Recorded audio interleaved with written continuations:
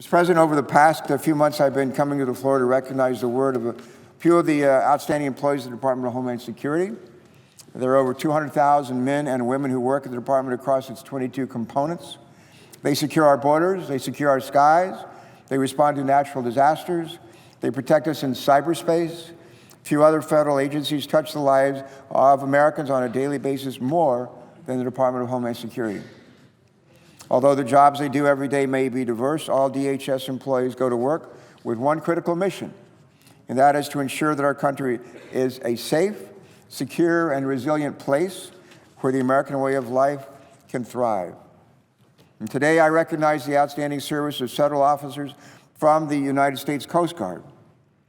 As a law enforcement agency in one of our nation's 5 armed services, the Coast Guard has safeguarded our interests on the high seas for over 2 centuries. Thousands of brave men and women who honorably serve our nation at the Coast Guard dedicate their lives to its important mission. These missions range from maritime law enforcement and military operations to search and rescue and environmental protection.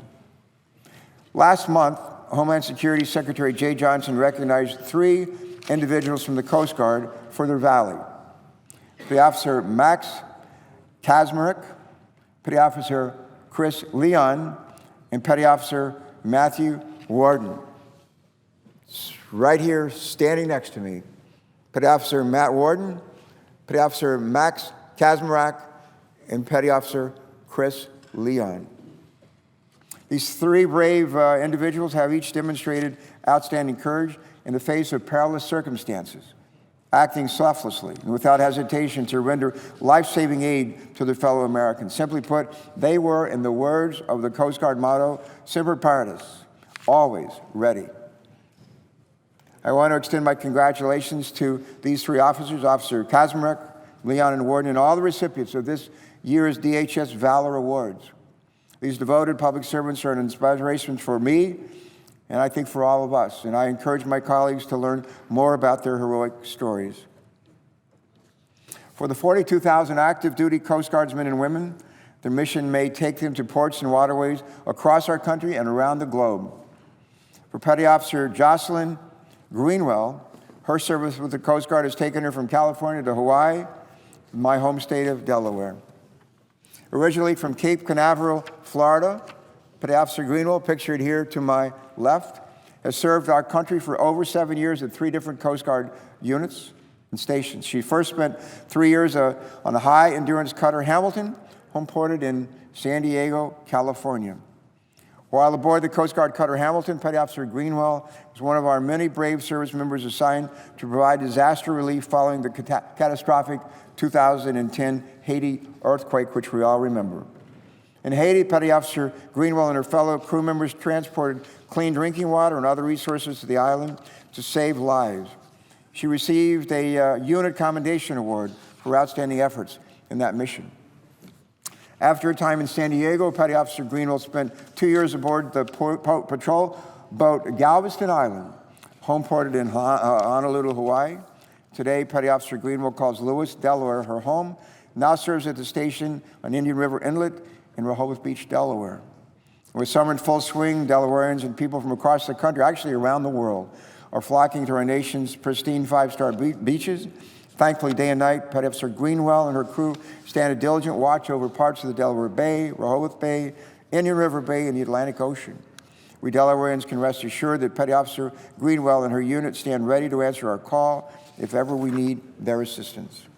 According to her superiors, Petty Officer Greenwell takes ownership of her responsibilities and is committed to the safety of the public.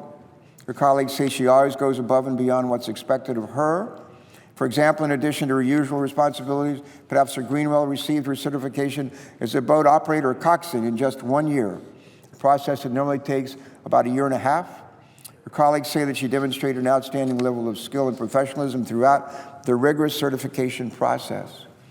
She's also served as a mentor to junior personnel and has assisted multiple shipmates in receiving their qualifications as watchstanders, as boat crew members, as boarding team members, and as coxswains.